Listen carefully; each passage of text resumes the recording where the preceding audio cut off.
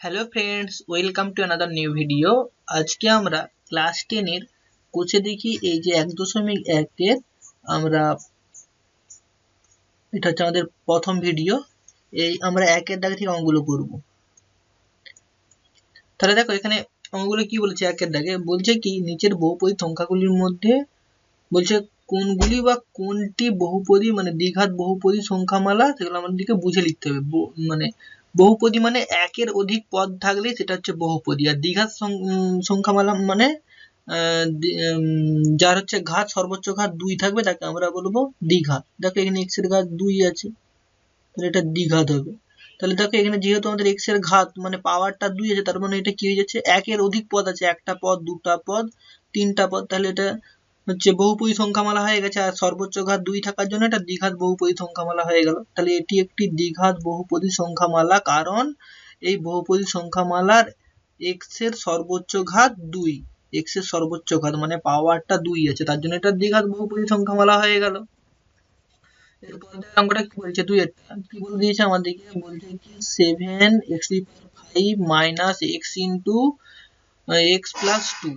তাহলে এটা কি হবে, যখন আমরা ক্যালকুলেশন করবো এটাকে, দেখো x দিয়ে যখন আমরা এটাকে গুণ করে দেবো তাহলে কত হয়ে যাবে, x স্কোয়ার আবার হয়ে যাবে মাইনাস 2x হয়ে যাবে, minus x square minus 2x হয়ে যাচ্ছে। তাহলে দেখো এটা হচ্ছে একটা বহুপদী সংখ্যামালা, কিন্তু দেখো এটা কিন্তু আমাদের মানে দ্বিঘাত বহুপদী সংখ্যামালা নয়। কেন, x এর সর্বোচ্চ ঘাত 5 হয়ে গেছে, আমাদেরকে সমীকরণটা হতে হবে যে x এর পাওয়ার সর্বোচ্চ পাওয়ার জন্য 2 হয়, 2 এর যেন না বেশি হয়, তাহলে সেটাকে আমরা দ্বিঘাত বলতে পারবো না, তাহলে সেটাকে আমরা দ্বিঘাতের উপরে বলতে পারবো, ত্রিঘাত এরকম আমরা বলতে পারবো। কিন্তু দেখো এখানে সর্বোচ্চ ঘাত যেহেতু 5 হয়ে গেছে, তার জন্য এটা কি হয়ে যাবে, এটা একটা বহুপদী সংখ্যামালা, কিন্তু এটা দ্বিঘাত বহুপদী সংখ্যামালা নয়। এর সর্বোচ্চ ঘাত যেহেতু আমাদের 5 আছে, তার জন্য এটা হচ্ছে বহুপদী সংখ্যামালা, কিন্তু দ্বিঘাত বহুপদী সংখ্যামালা নয়। এইটা কি বলছে, x ইন্টু কি বলছে x প্লাস 5 প্লাস বলছে 1, এটা কি দ্বিঘাত বহুপদী সংখ্যামালা। তাহলে আমরা এটা নির্ণয় করবো কত, এই 2x দিয়ে গুণ করে দেবো, 2x দিয়ে এটাকেও গুণ করবো এটাকেও গুণ করবো এটা দিয়ে, তাহলে এটা কি হয়ে যাবে 2x square plus 10x plus হচ্ছে 1। তাহলে এটা কি হচ্ছে, x এর সর্বোচ্চ ঘাত কত হচ্ছে 2, তাহলে এটা হচ্ছে বহুপদী সংখ্যামালা। দেখো 1 2 3 তিনটা পদ আছে, তাহলে এটা হচ্ছে দ্বিঘাত বহুপদী সংখ্যামালা, কারণ এর সর্বোচ্চ ঘাত হচ্ছে আমাদের 2। এরপরের অঙ্কটা আমরা চলে যাই। ওটা কি দিয়েছে দেখো 4, আমাদেরকে বলছে x মাইনাস 1, এটা হচ্ছে আমাদের সর্বোচ্চ ঘাত x এর কত হচ্ছে 1 হচ্ছে, তাহলে এটা দ্বিঘাত তো হচ্ছে না, এটা বহুপদী সংখ্যামালা হলেও দ্বিঘাত বহুপদী সংখ্যামালা কারণ নয়, কারণ এর সর্বোচ্চ ঘাত 2 নয়, এর সর্বোচ্চ ঘাত হচ্ছে 1। অঙ্কটা আমাদের কি বলছে, 2 বলছে নিচের সমীকরণগুলির কোনটি ax square plus bx plus c এটা হচ্ছে একটা কি দ্বিঘাত বহুপদী সংখ্যামালার একটা বাস্তব রূপ।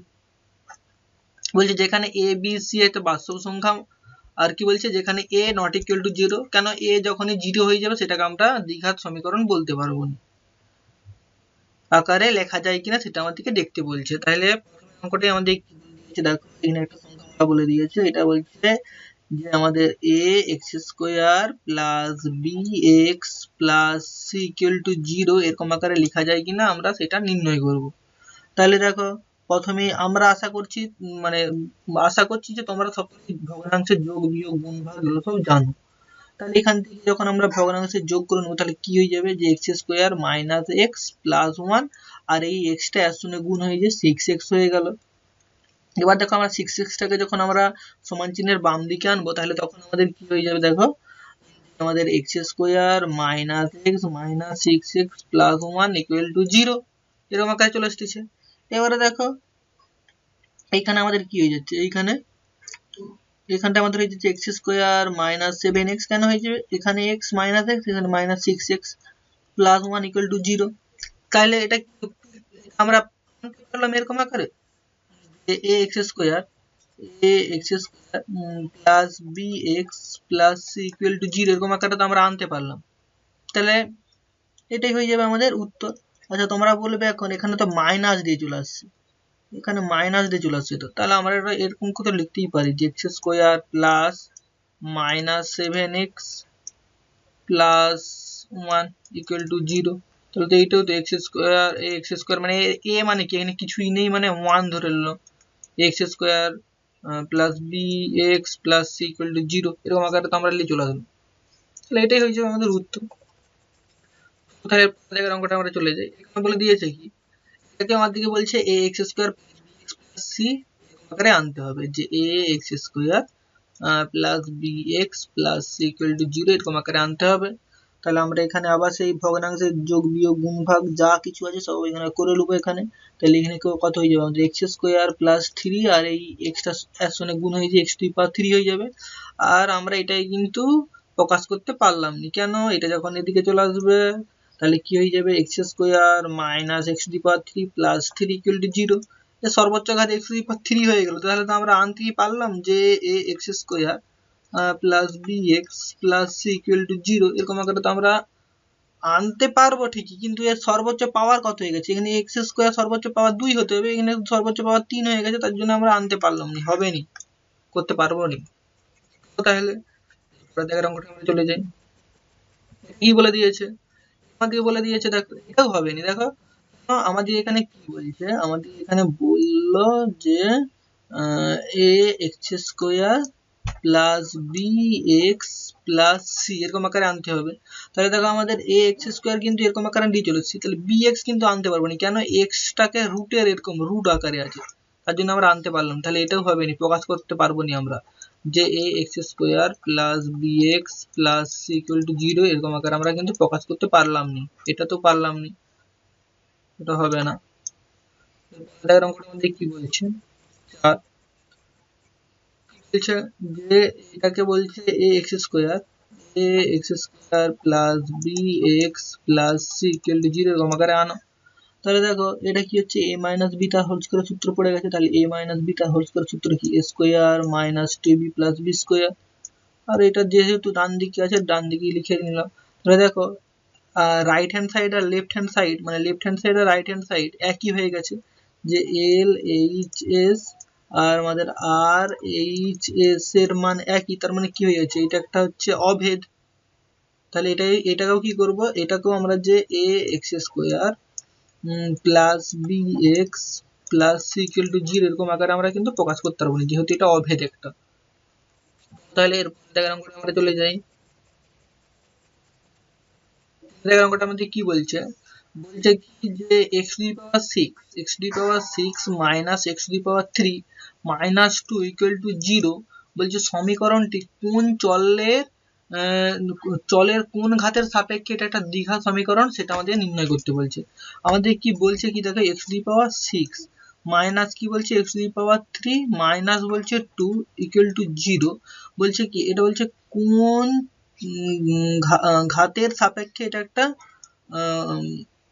চলের কোন ঘাতের সাপেক্ষে এটা দ্বিঘাত সমীকরণ, মানে দ্বিঘাত সমীকরণের একটা বাস্তব রূপ কি, যে x square plus b x plus c equal to 0। তাহলে দেখো আমাদের কি করতে হবে এখানে, যে আমাদেরকে স্কোয়ারে আনতে হবে, তার মানে আমরা এটাকে লিখতেই পারি যে এক্স টু দি পাওয়ার 6 টাকে লিখতে পারি এক্স টু দি পাওয়ার 3 তার হোল পাওয়ার 2 প্লাস করলাম এরকম মাইনাস এক্স টু দি পাওয়ার 3 আর তারপরে করলাম প্লাস মাইনাস 2 ইকুয়াল টু 0। তাহলে দেখো এটাকে যদি আমরা এখন এ ধরি তাহলে এটা এ স্কোয়ার হয়ে যাবে, তাহলে এটা হয়ে যাবে আমাদের এ। তাহলে কি হয়ে গেল, তাহলে এটাকে যদি আমরা এখন ধরি তাহলে a square plus minus a plus minus 2 equal to 0। তাহলে দেখো এখন এ স্কোয়ার মানে a x square plus b x plus c equal to 0 এরকম আকারে আনতে পারছি, তার মানে কোন চলের সাপেক্ষে আমরা আনতে পারলাম, যে আমাদের যদি আমরা এক্স টু দি পাওয়ার 3 এই হচ্ছে সমীকরণটা বলছে এক্স টু দি পাওয়ার 3 সাপেক্ষে যে আমরা এই সমীকরণটাকে a x square plus b x plus c আকারে কিন্তু আমরা প্রকাশ করতে পারবো। আশা করছি তোমরা বুঝতে পেরেছো। অঙ্কটা কি বলছে, বলছে কি যে আমাদের একটা সমীকরণ দিয়ে দিচ্ছে, সমীকরণটা কি বলছে, সমীকরণটা আমাদেরকে বলে দিয়েছে যে a মাইনাস 2 তার হোল স্কোয়ার প্লাস বলছে 3x প্লাস 5 ইকুয়াল টু 0 সমীকরণটি বলছে a এর কোন মানের জন্য দ্বিঘাত সমীকরণ হবে না নির্ণয় করি। তাহলে আমাদের বলছে a এর কোন মানের জন্য, তাহলে আমাদের এখানে বলে দিয়েছে কি দেখো, আমাদের এখানে বলে দিয়েছে a মাইনাস 2 তার স্কোয়ার মানে কি হচ্ছে এখানে x square plus b x plus c equal to 0 এরকম আকারে আছে, তাহলে এর কোন মানের জন্য হবে না, তাহলে এটা 0 ধরে নিলাম। তাহলে এখান থেকে এ ইকুয়াল টু কি হচ্ছে, এ ইকুয়াল টু 2 হচ্ছে। যদি আমাদের এর মান যদি 2 হয় তাহলে এটা একটা দ্বিঘাত সমীকরণ হবে না। যদি আমাদের কোনো কারণে এ ইকুয়াল টু যদি 2 হয়ে যায় তাহলে আমাদের এটা দ্বিঘাত সমীকরণ হবে না। কেন, তাহলে 2 মাইনাস 2 ইকুয়াল টু কত হয়ে যাবে 0, তাহলে 0 স্কোয়ার মানে কত, 0 স্কোয়ার মানে অসংজ্ঞাত হয়। তাইলে আমরা এখান থেকে মানে বলতেই পারি যে আমাদের এখান থেকে হবেই নি। তাহলে 2 ছাড়া যে কোনো মানের জন্য এটা একটা দ্বিঘাত সমীকরণ হবে, 2 ছাড়া যে কোনো মান, 2 ছাড়া যে কোনো মানের জন্য এটা একটা আমরা দ্বিঘাত সমীকরণ বলতে পারবো। এর অঙ্কটা আমাদের কি বলছে, 2 বলছে কি আমাদেরকে বলে দিয়েছে এখানে যে x divide by 4 minus x equal to 1/3x। কি বলছে, যেখানে x এর মান 0ও নয় x এর মান 4ও নয়, এটাকে বলছে ax square plus bx plus c equal to 0 এরকম আকারে প্রকাশ করে বলছে x এর সহগ, মানে x এর সহগ মানে যে x এর আগে কি আছে সেই সহগটা নির্ণয় করতে হবে। শুধু যদি x থাকে তাহলে x এর আগে কি আছে, 1 আছে, তাহলে তার সহগ নির্ণয় করতে হবে। সহগটা নির্ণয় করার জন্য আগে আমরা কি করব, এটা ক্যালকুলেশন করব। আমরা কি জানি বজ্র গুণন অনুযায়ী এটার সঙ্গে এটার গুণ হয়, এটার সঙ্গে এটার গুণ হয়। তাহলে আমরা যখন গুণ করে দিলাম এরকম আকারে একটা কিছু পেয়ে গেলাম। এরপর যাই এটাকে যখন ডান দিকে নিয়ে চলে আসবো, এটা ডান দিকে আছে, ডান দিক থেকে যখন আমরা বাম দিকে নিয়ে চলে আসবো, বাম দিকে যখনই আমরা নিয়ে আসবো কি পাবো, দেখো এরকম আকারে একটা মান পেয়ে যাবো। তাহলে এখানে x এর সহগ কত, এখানে x এর সহগ আছে কিছু নেই মানে কত আছে, আমরা শুধু x টাকে লিখতেই পারি তো, যে 1 ইনটু x বলে লিখতে পারি। তাহলে x এর সহগ এখন কত আছে, x এর সহগ আছে 1, তাহলে এটাই হচ্ছে আমাদের উত্তর, x এর সহগ কত হচ্ছে 1 1। আর এখানে যদি বলতো আমাদের x স্কয়ারের সহগ কত আছে 3। চলো তাহলে বন্ধুরা, আশা করছি তোমাদেরকে আমরা বুঝাতে পারছি। এর অঙ্কটা আমাদের কি বলে দিয়েছে, আমাদেরকে এখানে কি বলছে, আমাদেরকে সমীকরণ দিয়ে দিয়েছে। সমীকরণটা কি বলছে যে 3x square plus 7x plus 23 equal to কি বলছে x plus 4 into x plus 3 plus 2k x square plus bx plus c equal to 0 এরকম আকারে আনতে বলছে, আকারে প্রকাশ করে। তাহলে আমাদেরকে প্রকাশ করার জন্য কি করব, আমরা দুটো সমীকরণ রাইট হ্যান্ড সাইড আর লেফট হ্যান্ড সাইড থেকে আমরা কাটাকাটি করে আমরা ax square plus bx plus c equal to 0 এরকম আকারে আমরা আনার চেষ্টা করি। এরকম আকারে দিয়ে দিচ্ছে, আমাদের লেফট হ্যান্ড সাইডকে যা আছে তাই লিখে দিলাম।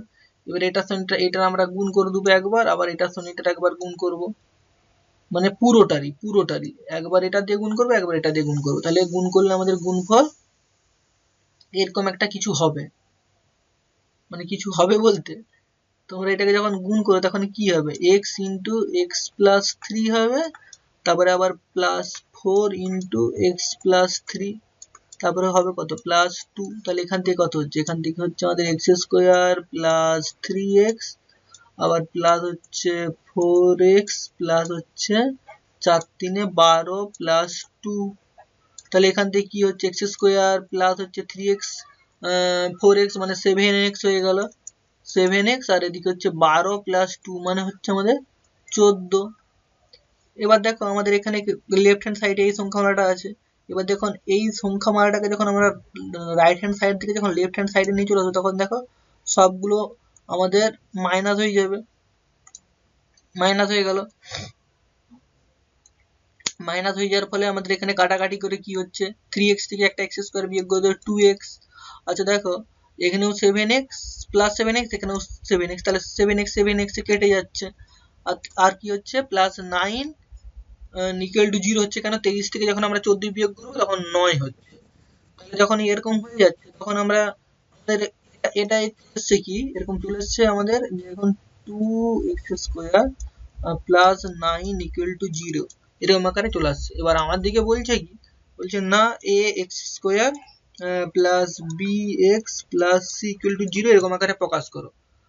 আমরা তো এখন প্রকাশ করতে পারবো না, কেন ax স্কয়ার চলে আসছে, c ও চলে আসছে, এবার আমাদের এখানে bx নেই।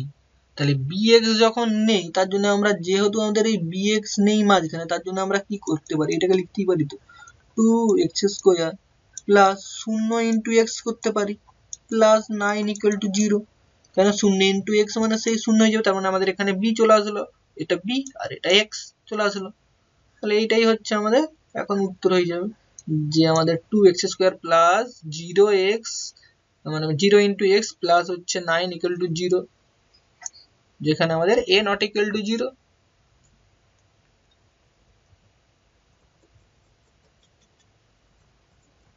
তাহলে অঙ্কটা আমরা চলে যাই।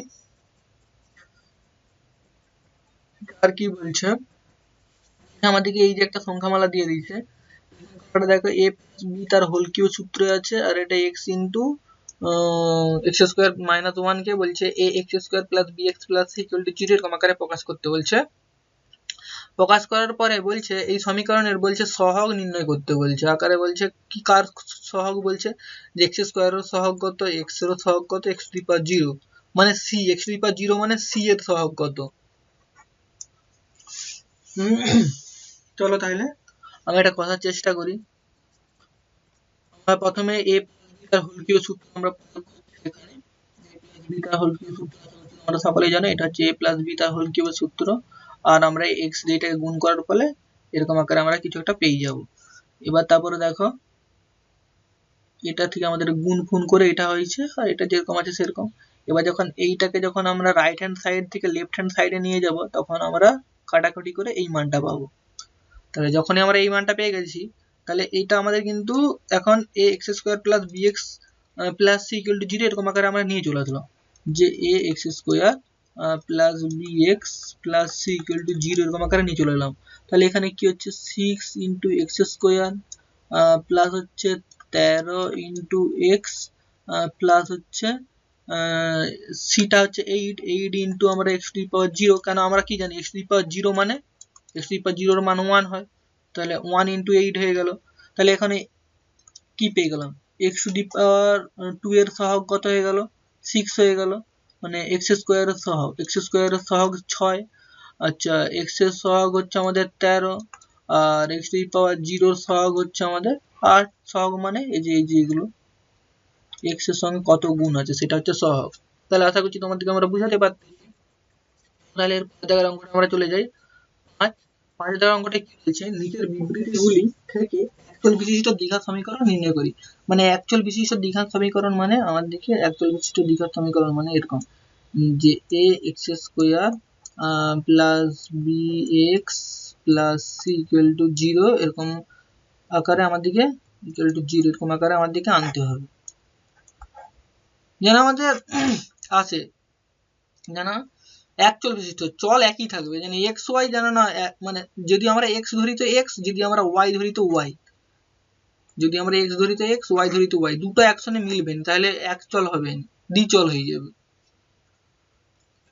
তাহলে আমাদের এখানে কি বলছে, বলছে কি যে 5-এর অঙ্কটা বলছে 42কে এমন দুটি অংশে বিভক্ত করো, 42কে এমন দুটি অংশে বিভক্ত করো যাতে একটি অংশ অপর অংশের বর্গের সমান হয়। একটি অংশ বলছে অপর অংশের বর্গের সমান, তাহলে আমরা একটি অংশটাকে ধরলাম যে আমাদের x, তাহলে অপর অংশটা কত হবে, অপর অংশটা হয়ে যাবে, কেন আমরা একটা 42কে এমন দুটি অংশে বিভক্ত করতে বলছি, তাহলে যদি এটা পুরোটা যদি 42 হয়, তাহলে এটাকে আমরা x ধরলাম, তাহলে বাদ বাকি অংশটা অপর অংশটা কত হবে, পুরোটা যদি 42 হয়, এখান থেকে এতটা যদি 42 হয়, একটাকে ধরলাম আমাদের x, তাহলে অপর অংশটা কত হবে, এটা হবে আমাদের 42 মাইনাস x হয়ে যাবে। তাহলে শর্তানুসারে আমরা কি লিখতে পারি, x², শর্তানুসারে আমরা লিখতেই পারি যে x² minus x² equal to 42 minus x, x² equal to 42 minus x। তাহলে এখান থেকে আমাদের দেখো একচল বিশিষ্ট দ্বিঘাত সমীকরণ হয়ে গেল, কেন আমরা এইটা যখন রাইট হ্যান্ড সাইডে নিয়ে যাব, এই রাইট হ্যান্ড সাইড থেকে যখন লেফট হ্যান্ড সাইডে নিয়ে যাব তখন এরকম মান চলে আসবে। তো এইটাই হয়ে গেল আমাদের কি একচল বিশিষ্ট দ্বিঘাত সমীকরণ হয়ে গেল। তাহলে এটাই হচ্ছে আমাদের উত্তর হয়ে গেল।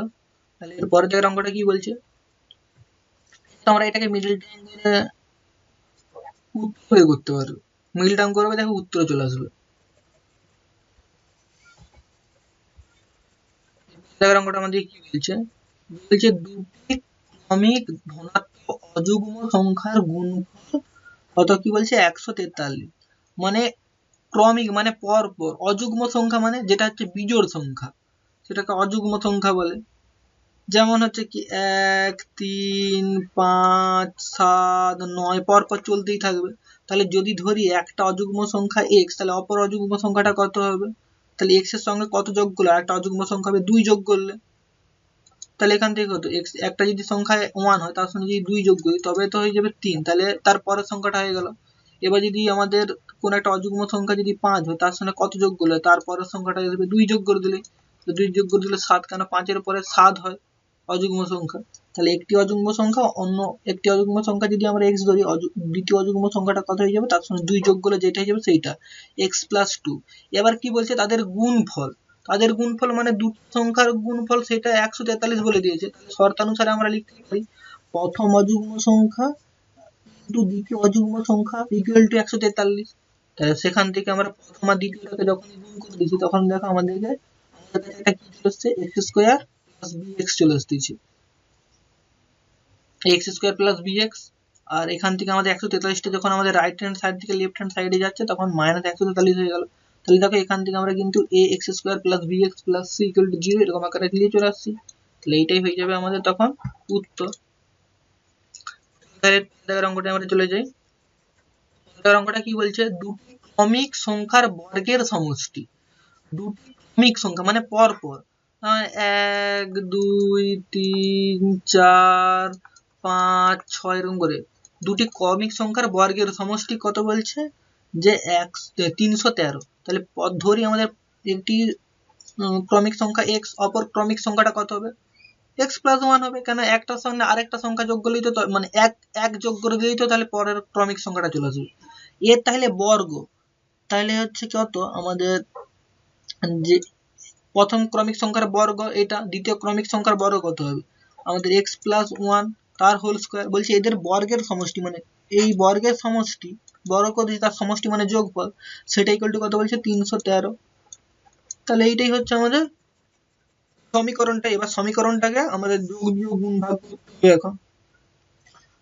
এটা হচ্ছে আমাদের শর্তানুসারে হয়ে গেল। এবার যখন এটা হচ্ছে a + b তার হোল স্কয়ার সূত্র প্রয়োগ করে এরকম হয়েছে, এটা এরকম।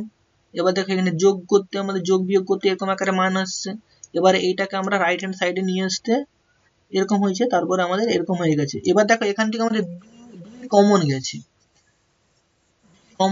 কেন আমরা এখান থেকে কমন চলে যাচ্ছে, তো দেখো এখান থেকে আমাদের 2 কমন হয়ে যাচ্ছে। দেখো এটা আমাদের কত এসেছে যে আমাদের 2x² + 2x - 312 = 0। তাহলে এখান থেকে আমরা যদি 2 টাকে কমন নিয়ে নিই তাহলে কত হচ্ছে x² + x - 156 = 0। এবার দেখো এবার আমাদের এখানে কি হয়েছে, এখান থেকে আমরা লিখতে পারি যে x² + x - 156 = 0। আর এই যে 2 টা ছিল 2 টা 0/2 হয়ে যাবে। তাহলে 0/2 মানে কত, সেই হয়ে যাবে আমাদের যে x² + x - 156 = 0। তাহলে এইটাই হয়ে যাবে আমাদের তখন উত্তর।